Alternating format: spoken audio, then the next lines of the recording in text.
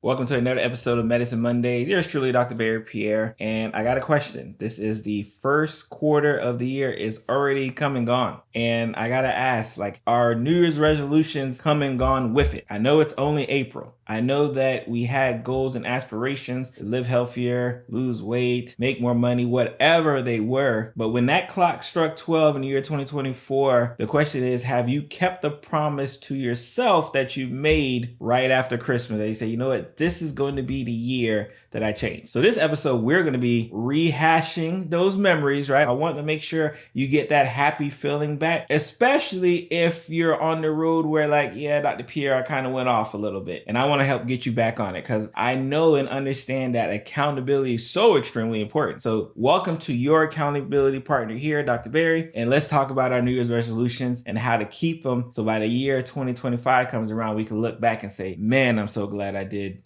I kept that promise to myself. So let's talk about the first quarter of the year. And let me give you a stat that I hope helps decrease some of that anxiety and that maybe a little sadness that you may be experiencing after, catching an introduction. 80%, again, that is 80% of New Year's resolutions fail by mid-February. So 80% of New Year's resolutions don't even make it out of the first quarter of the year. And I hope that information, especially if you're on the side where, hey, you know what? I told myself I want to do A, B, and C. I didn't even finish A. If you're on that side, I want you to take some type of okay, I'm not the only one. Because a lot of times, especially when we are trying to make a change, whatever that change is for, whether it's living healthier, losing weight, gaining weight because you're trying to gain some muscle, right? Whatever the goal is, whenever we have a goal and we don't succeed at the goal, a lot of times we take it on the chin everyone else is succeeding at their goal. Everyone else is killing their New Year's resolutions and I'm the only one who's not. So I hope that the 80% stat is enough for you to say okay, I'm not the only one. Because a lot of times thinking you're the only one is the reason why, one, we don't finish our New Year's resolutions like we're supposed to in the first place. And two, we won't even start. We won't even start trying to make the change because we feel all right, the weight of the world is on my shoulders. I ain't gonna do it. It's easy for me not to do it. It's easy for me not to say anything about it, which is typically why a lot of you guys in New Year's resolutions are typically quiet. They're typically silent. I have a lot of patients who, when they're talking to me about their New Year's resolutions, you can tell they get excited. And I always ask, hey, what made you want to tell me about your New Year's resolution? They said, Doc, if I don't tell someone, I can fail myself silently. And I'm okay failing myself silently. But now if I tell someone, I got a little more extra pressure. And some people need that little bit of extra pressure to kind of get them to where they need to be, right? So I want to talk about this aspect, right, of why. Because when we're going to talk a little bit about why and some of the reasons why people New Year's resolutions fail, I want to bring you back to November, December, whenever you decided, hey, I'm going to make a declaration of change, which is all what a New Year's resolution is. Of course, I think a lot of people center it around that date because obviously it's New Year's, fireworks, a New Year's changing. So they say, New Year, new me. I'm pretty sure you've heard that phrase. So I think a lot of people will always center it around the beginning of the year because, hey, you know what? That is a good marker to say, hey, I started it on this specific time frame. Let's look to see what we're at the end of the time frame. So I want us to bring us back, right? I want you to think about what type of thoughts and feelings and emotions you were having when you decided, hey, I want to make a change, a difference for the better. Right? I'm assuming it's not the worst, right? What were the thoughts that were crossing in your mind? Who were the people that were around you that made you say, yeah, I want to do something different? What were the events that occurred that made you say, you know what, I want to do something different? Because we all have different stimuli. We all have different things that motivate us to say, hey, I want to do A, B, C, or D, and I want to do it starting next year, right? We all have these reasons, and no initial stimulus is better than the other, right? I have to tell my patients and friends and family members all the time, you need to have some type of why to get you going, but it doesn't mean that my why is so much better than your why, right? It doesn't mean that my why is so much stronger than your why. Everyone has their own personal why. When I'm here doing my quarterly checkup, which I will be doing, y'all, I want you to start thinking about okay, November, December, I was feeling this way. And I knew I wanted something different out of myself, something different out of my situation. And because I wanted something different out of my situation, I said, you know what? 2024 is my year. I wanted to make sure we touched on that because I think that's so important before we get to the whys and fails and everything else, because a lot of times we forget it. And the second we forget our why, like it's over, she wrote, right? Again, I talk about one of my favorite attendings all the time, Dr. Canner, who talked about, as a physician, the most important question you can ask is why. The most important question you can understand is why. Because once you understand the why, everything else makes sense. So in medicine, he said, hey, you know what? You're a resident. I was a lowly resident at the time. Shout out to residents. But you're a resident. You don't know much. So the only thing I want you to learn and understand, yes, there's medications, thousands of medications, thousands of treatment options, like thousands of pathology. Yes, you're going to get that. But if you understand why these things happen the way they happen and how they affect the person that is happening to, you'll become the best doctor you can be. And that's something that I've always took right on the mantle, right? I say, you know what, whether it be high blood pressure, high cholesterol, if I don't understand why this thing's happening, it's going to go over my head. So I had to understand the why. So when we talk about our New Year's resolutions, recognizing that there is always some why that triggered you to do it. Maybe the why is I had a friend and family member that said, hey, let's do this. We're going to make more money this year. We're going to work out 3 times a week. Like there's always something there. And typically what happens by the first quarter of the year, and of course, unfortunately, thinking about that stat at 80%, by mid-February of the year, that why tend to be forgotten. And because we forget the why, guess what? We forget our New Year's resolutions. We forget the motivation behind it. We allow, hey, you know what? I'm going to do this tomorrow. I'm going to do that tomorrow. And then tomorrow never comes, right? Like that's what's so sad, that the tomorrow that you say you're about to start back working on your why, AKA working on your New Year's resolutions, never actually come. I want us to, again, put us back in that mental time frame. And the reason why I say November, December, because that's typically when we think about our New Year's resolutions. I'll tell you, y'all know me. I'm always going to give the personal aspect of it, right? Usually when we're thinking about a New Year's resolution, right? Typically, especially for me, it's always been about losing weight. Like, hey, doc, I need to lose some weight. One, right, because I look kind of funny telling my patients they also need to lose some weight, right? When they're looking with their hypertension, their diabetes, their high cholesterol. Fortunately, I don't got none of that stuff yet, but I don't want it, right? Like, because I take care of plenty of patients with it. And I'm always thinking about this around November, December time frame, because what's what? You're around family, you're around friends. It's typically a happier time. There's a lot of food around, right? That's when I'm thinking about, like, yeah, you know what? I need to do a little bit better about my dietary intake, right? So I can make it to the end of next year, right? Like, and as I get older, I turned 41 this past Christmas, right? I'm a Sagittarius, right? Shout out to the Sagittarius in the building. You start realizing that you have more years behind you than you may have in front of you. And if you want to extend the years you have in front of you, and especially extend them in a way that you're actually enjoying it, who cares to extend the years in front of you if you don't actually enjoy the years in front of you? If you're old, you're hobbled, you're crippled, you're debilitated. No, I don't care about having a whole bunch of years in front of me. If that's the case, no, I want to have good years in front of me. And if you want to have good years in front of me, the changes have to occur. So that's typically what I'm thinking about, right? And that's where my why gets generated. That's why when I look at my kids and I see them growing up super fast, I say, man, I got to be here for a good majority of these years. Let me stop playing games, right? So the question is, like, how many of you have told yourself in November, December, I'm going to stop playing games. I'm going to do better for myself, whatever better for yourself means. Because remember, it's different for everyone. I'm going to do better for myself because, again, I know that there's not as many years in front of me as there may be the many years behind me, right? Like, if that's you, if you're especially on my YouTubers, make sure you comment on that. I want to make sure I'm getting everything going on. So let's talk about some of the common New Year's resolutions. I think it's important. I do think it's important to have some of the commons. The typical ones we always think about is, hey, doc, I want to make more money. Who doesn't want to make more money? Especially in a time like this, who does not want to make more money? Doc, I want to increase the time I have with my family. Doc, I want to vacation more. Doc, I want to live healthier. Doc, I want to lose weight. Or doc, I want to get, more fit. Like, these are some of the common things that typically go down in that November, December time frame that you say, this year is my year. And 80% of y'all by mid-February say,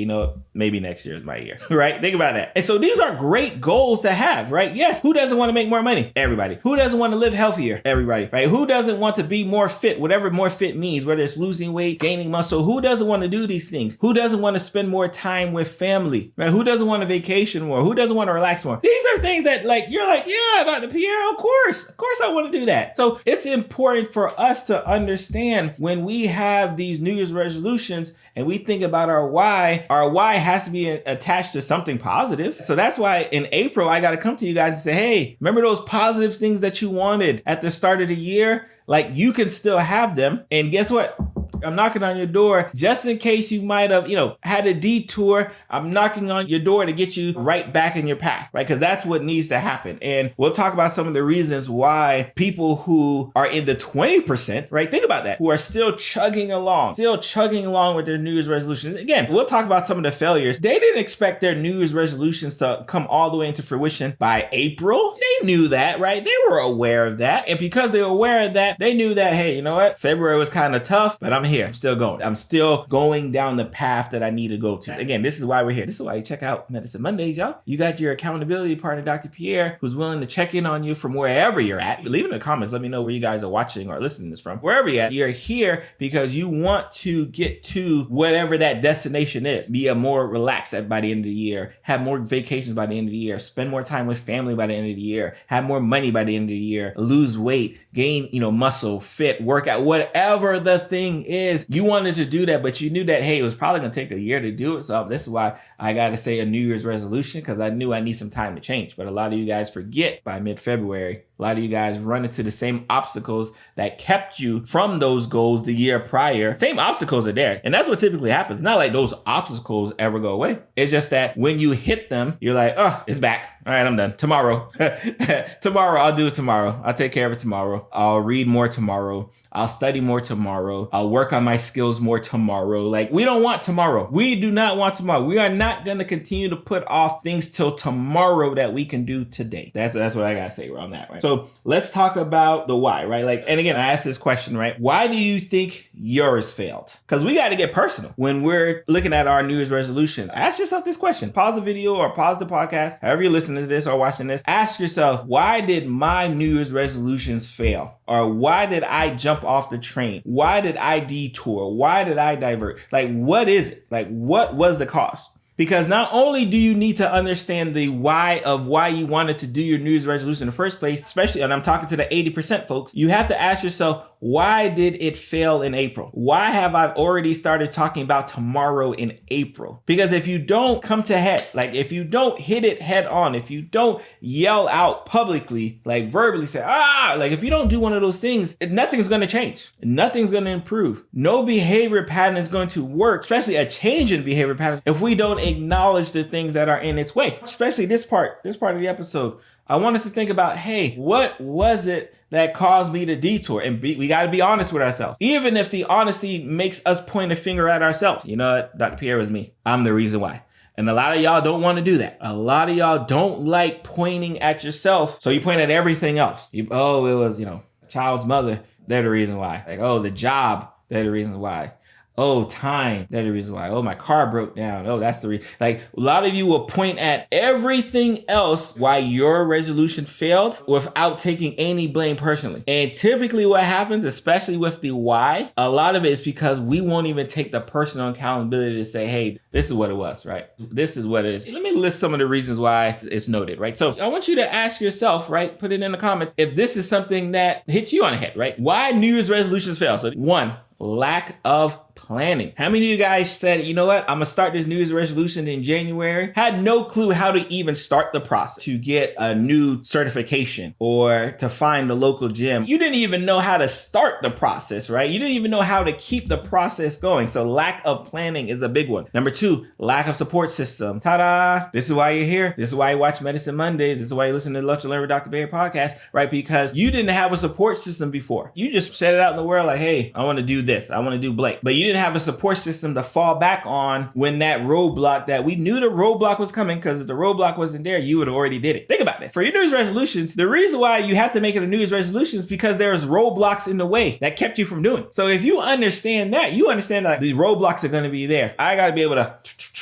to have someone to lean on, aka the support system, when those roadblocks arise. Some of you are just consciously saying, you know what, I'm not ready. But you say that subconscious verbally out loud, you say, hey, I'm ready to lose some weight. I'm ready to make some money. I'm ready to spend more time with my family. You say that out loud and, for the most part, sound pretty confident doing it. Subconsciously though, you're not there yet. You're not even at the point where you're like, all right, yeah, I think I can make this change. And that's a problem. If consciously you're saying like, oh, I'm ready to make this change, but subconsciously deep down you're telling yourself, I can't do that. I can't make more money. I can't lose weight. I can't go to the gym 3 times a week. Like you keep telling yourselves you can't. And if you keep telling yourselves you can't subconsciously, right, guess what you're not going to do consciously? You're going to figure out ways to confirm what your subconscious told you. Setting unrealistic goals. A lot of y'all, I'll include myself, a lot of y'all will have very unrealistic goals of what you want to do in a year. Doc, I'm ready to go from making $20,000 a year to making $1 million a year. Let's relax a little bit. Doc, I'm ready to go from never working out to working out 7 days a week. Let's relax a little bit. Doc, I'm ready to lose 150 pounds by the end of the year. Let's relax a little bit, right? Doc, I'm ready to spend all this time with my family, but then you don't spend time with it. Like, let's relax a little bit, right? So we're setting unrealistic goals and subconsciously we're telling ourselves they're unrealistic, even though consciously we're saying they are. When it doesn't happen, you say, oh, told you it can't happen. That's your subconscious mind saying, I told you. What were you thinking about, Barry? Of course you couldn't lose 150 pounds. Are you crazy? Right? That's what you're telling yourself, right? Accountability. A lot of you guys will not take the accountability. And because you don't have a support system, you don't have anyone to throw that accountability back on you. Any type of change has to start with you, right? When you thought about your why in November, December, you said, hey, I want to do this because of blank. But now you're not accountable to yourself, right? And you're so used to letting yourself down that you're like, all right, yep, I knew it was going to happen. On to the next year. I'll think about it next year. I'll do it next year, right? It is what it is, right? Fear. This is an interesting aspect. How many of you are actually fearful that you'll actually succeed in your New Year's resolution? Think about this. And you might be thinking, Dr. Pierre, what do you mean? A lot of you are actually afraid to succeed in your New Year's resolutions because you know that means, hey, life is about to change. Because of that unknown of what that means, like you're like, I'm cool on that. I have a lot of my physician colleagues who, for them, a lot of it is, they want to make more money, a little bit more autonomy, those things there. And I ask them, when that happens, what are you going to do? And they're silent because in their minds, they don't know. Imagine you're in a career that you love. It's not making enough money. And then you do something different, something maybe outside of that career, and it blows up. It makes a whole bunch of money. And now you got to ask yourself, all right, am I still going to do that first career that I actually love? When I lose all of this weight, am I going to look at myself the same? Am I going to be around the same people? You have to really start asking yourself these questions. And a lot of times that fear that you may succeed keeps a lot of you from not doing anything. A lot of you guys are afraid that the changes will be so great that your whole life changes, and then you are afraid of what that means. There are a lot of people who are afraid of what it means to make more money. There are a lot of people who are afraid of what it means to lose a lot of weight. There are a lot of people who are afraid of what it means to be much more physically active because you don't even know what that life is like. And that unknown is keeping you from wanting to do those things. So you're like, you know what? I'm comfortable here. A lot of y'all are comfortable. A lot of y'all are in very comfortable positions, even though you say you hate it. But it's a hate that you're comfortable with. Because you're comfortable with that type of life, whatever that life is, you're like, you know what? I wasn't going to be a superstar anyway. I wasn't going to lose all this weight anyways. I wasn't going to make all these friends anyways. I wasn't going to network in my job anyways. I wasn't going to raise myself to the point where I became the vice president. Like I wasn't going to do all these things anyways. So I'm cool because you're comfortable in doing it. Too many goals at once. This is a big thing for a lot of my patients, right? I used to have an issue with this as well too. I watched this one video, man. I will, if I can get a chance to put a link in the show notes, I will, where I forget who the person was, but essentially he said, hey, write 10 goals on a piece of paper that you want to succeed. Now look at those 10 goals, choose the one goal that's going to change your life. Just one. You just wrote 10, but now I only want you to choose one. Once you choose that one, throw those 9 goals away and focus everything you can on the one goal. A lot of us have too many goals. We're trying to lose weight. We're trying to make more money. We're trying to spend more time with family. We're trying to vacation more. We're trying to do all these things here. Like, not to say that you can't do it. It's going to be very difficult because if one of these things falter, guess what happens? All of them in the trash. So a lot of us have too many goals at once, giving up too easily. Again, 80% of y'all give up by February. That's just a fortunate reality. 80% of y'all give up by February. 80% of y'all don't make it until the first quarter of the year to say, you know what, I'm cool on that. Those goals, those aspirations, those dreams I had, I am cool on that. And this is the big one. This is the big one. Y'all not ready for the change. Y'all aren't actually ready to do it. And because you're not actually ready to change, for me, it's always mental. Because mentally you're not ready to change, of course you're going to have these problems where, you're getting your regular checkups and your blood pressure doesn't go down, your weight doesn't go down, right? You're still on 20 different medications. You weren't ready to change in the first place. So of course, come August, come September of the following year, your blood pressure is still high, your blood sugar is still out of control, your weight is still up, right? Of course you're not working out. Of course you're not doing these things. You weren't ready to do it in the first place. You didn't have the accountability partner set up. You didn't have the support system set up when that you did have your missteps, your fails, your trips pick you up. You didn't have these things set up. And because you didn't have those things set up, you were going to fail. And then subconsciously you told yourself you're not going to do it anyways. You're just saying that. You said that last year. If you said that last year, you're going to fail again, right? This is conscious of what you're telling yourself, right? So it's extremely important. Think about that, right? Those are some hard-hitting facts. These are things we have to be concerned about. These are the issues that you gotta wake up. You gotta wake up. So what I want you to do, right, before we get out of here, I want you to think about two different scenarios. I want you to think about a scenario of, hey, you know what? What if I complete my New Year's resolution? What if I remember my why? What if I remember the why that caused me to have hiccups in the past? What if? What if that all these things kind of happen, but I still push through? And February comes and I push through. March comes, I push through. August comes, I push through. April comes, I push through. What if I do all these things here? Like, what does my life look like at the end of the year? What am I able to look back on and say, man, I remember last November around Thanksgiving time, I was telling you I was going to do these things here. I did it. What does life look like? Because we have to imagine that. Now, let's think about the worst case scenario. What if everything stays the same?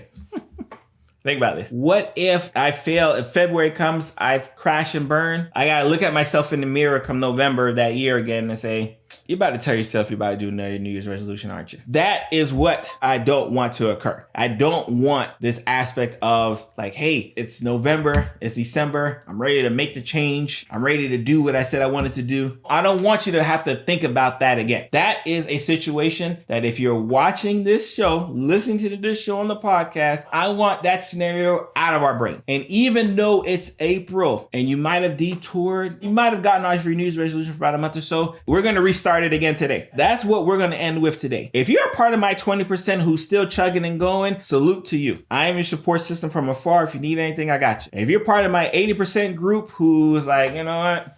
Tomorrow, let's get back on the train today. Let's remember our why today. More importantly, let's remember what caused us to trip. Let's remember what caused us to stumble, because we need to be able to kind of avoid the stumbling, because the stumbling is going to happen again and again and again. It keeps happening. That's why you're at the point you're at now. Because I have to ask, do you really want to live healthier? Do you really want to be off all of your blood pressure medications and your diabetes medications? Do you really want to eat better? Do you really want to lose weight? Do you really want to do these things? Or are you just saying it because it's cool to say it around, New Year's? Do you really want to do the things that you said you wanted to do in November, December? That's all I ask. And remember, if you don't have that support system, if you don't have the accountability, I'm here to help you out. So it's yours truly, Dr. Barry Pierre. I'm gonna see you guys next week.